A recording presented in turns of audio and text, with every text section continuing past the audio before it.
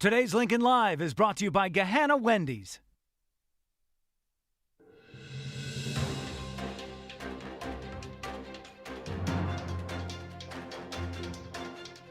Live from Gahanna, WGLH-TV presents Lincoln Live with Sage Fogel and Allie Truitt.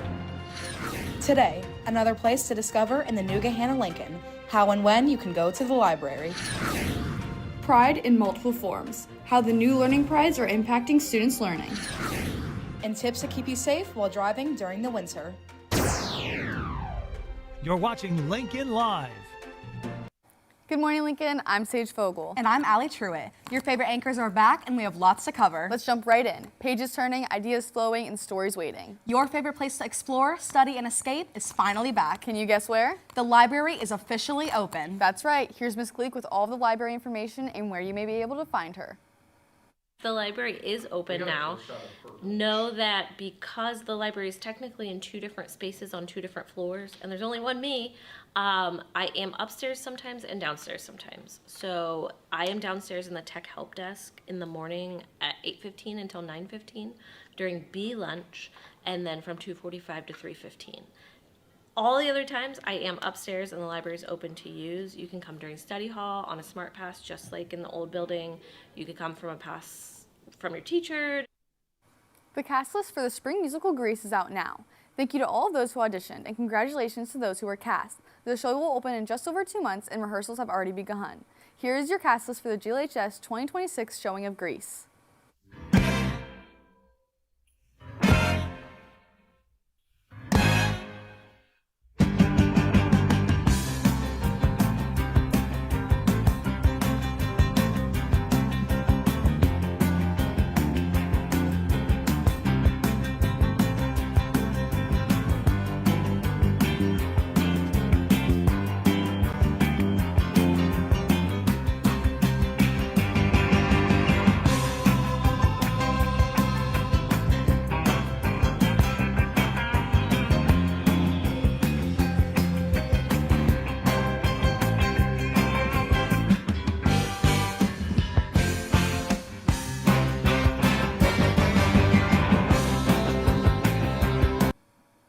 Students are finding new ways to learn beyond the classroom thanks to newly expanded learning spaces on campus. These extended learning areas give students room to collaborate, explore their interests, and grow academically and creatively. Lila Scott shows us how these spaces are already making an impact. With the opening of the new school comes new opportunities for students and new spaces designed to support how they learn. I like coming out to the prides because it's a nice way to get out of the loud classrooms and just come out here and do my work. It's very calm, it's nice seating in a nice area, and it's very easy to work in. Pride areas have really helped because they bring people together, and it's really fun to just sit around with your friends and work together on projects. Here in the Pride workspaces, learning is flexible, focused, and student-centered, giving learners the tools they need to succeed both inside and outside the classroom. So far it's been great to be able to use that space for kids to work in groups or collaborate with another class or another area. I like that I can send my students out there to work on an activity in a more comfortable setting, so they have comfortable seating, they're not sitting at a desk surrounded by 7 other people. They can go out and they can just get a change of environment, but still stay close enough that I can see what they're doing and they can see me and we can interact still. One of the unique parts of the Pride areas is how they bring different types of classes together into one shared space, creating a more connected and supportive learning environment. Each of the prides, it is an interdisciplinary approach. So there are science classes, world language classes, English, math, science, social studies. So we're no longer departmentalized. The impact on learning is going to be great. We are working on interdisciplinary lessons that maybe a social studies teacher and an English teacher combine to do a unit or a lesson together, which we've never done before. But being in the same pride allows for that to happen and students to make the connections to their learning well beyond just the core content area that they might be in at that time. I got 5,000. So eventually we're hoping to be able to do some cross-curricular things between subject areas. So like if we were studying one aspect, a science class of something, doing something together, we could collaborate on that.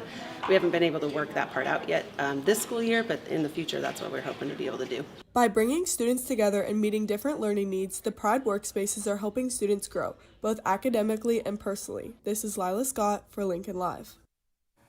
Sage, I think we're getting a call. Hello? What you guys doing right now?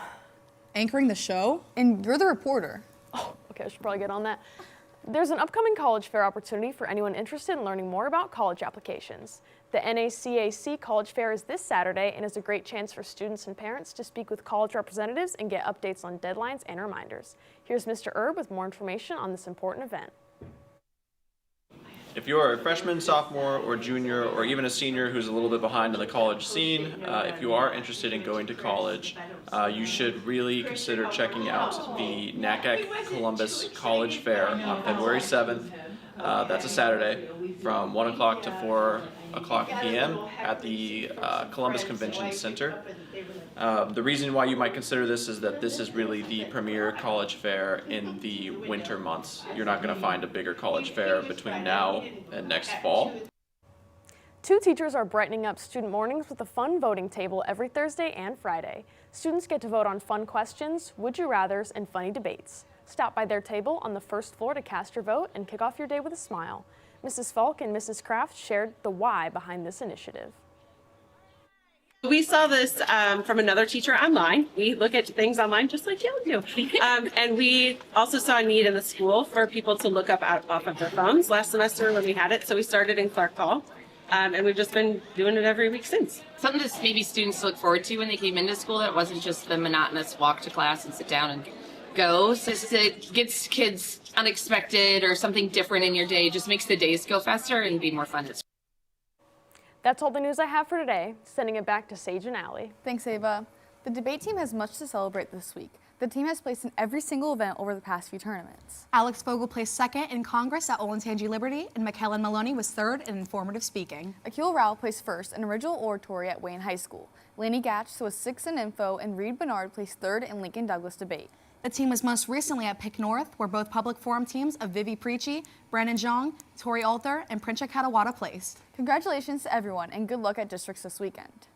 Winter weather can turn familiar roads into dangerous ones in a matter of minutes. Snow, ice, and freezing temperatures make it harder for drivers to stop, steer, and stay in control. Even experienced drivers can be caught off guard. But that's why our Kira Bailey takes a closer look at the risks of winter driving. Here's the story.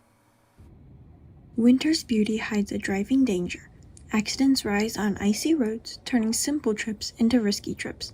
But before you even get in the car, the knowledge on how to prepare for winter is very vital. One thing I do to prepare for driving in the winter is I make sure I warm up my car, because getting in the cold car can be a distraction, because when I get in there it's cold, so I'm focusing on the heat to kick in. So for me, if I warm up my car before I start driving, it helps me stay a little bit more focused because I'm warm. Your tires, when it gets cold, your tires lose a lot of pressure, which can make you have bad gas mileage, but also makes it so it's less safe to drive. Your stopping isn't as sharp and things like that when you have low inflated tires. So making sure that's all up to speed as well. So to prepare for winter, always make sure you have good tires, good brakes, make sure you have all of your fluids filled, because if you don't have good tires in the snow and the rain, you can lose traction and end up in the ditch. Before winter hits, prepping your car is key. But even with the best prep, winter driving always and forever brings challenges. For me, what I learned through my experience, basics, challenges that some people may face while driving is distractions. Sometimes we are into our phones and we're supposed to be focused on the road, or even talking on our phones, or just having basic conversations, you know what I mean? We really need to stay focused on the road, so again, that we can make it to our destination safely and make sure the people around us are safe too as well. So challenges would be like slow traffic, everybody, and you want to give yourself plenty of space between vehicles. But yeah, that is mainly the biggest challenge in the winter months. Driving in the winter is tough. Icy roads, low visibility, and unexpected hazards. But with some advice from the people that have been in your shoes and have drove through some bad winters, it will for sure help. One piece of advice I can give to new drivers that's preparing to drive in the winter is just make sure you stay focused on the road, make sure you focus on the people that's around you. And a lot of times the road can be slippery, it's black ice out there, so you got to make sure you be cautious and not to speed. Sometimes I even go below the speed limit because I just want to get to my destination safely. My biggest piece of advice for winter drivers driving in the snow and rain and all that stuff is some point, you know, you have to do it. So just get out there and try, but don't be distracted. Make sure your phone's off or away and your friends aren't causing you problems. And just get out there and practice. You know, the more you practice it, the better you'll be at it. Don't get in a hurry. Always give yourself plenty of room between other vehicles and try not to speed, because the road's slippery and black ice, you know, you don't see it. And the next thing you know, you're in the ditch or rear-ending somebody. Preparing your car, adjusting to the conditions, and staying alert can all help driving in the winter. By understanding the challenges that you're going to face and following others' advice that came before you, you can navigate winter roads safely and confidently. Stay warm, stay safe, and happy driving. This is Kira Bailey for Lincoln Live. Well, Lincoln, it's time for us to go. But don't worry, we'll be back tomorrow with new anchors and even more news. Bye!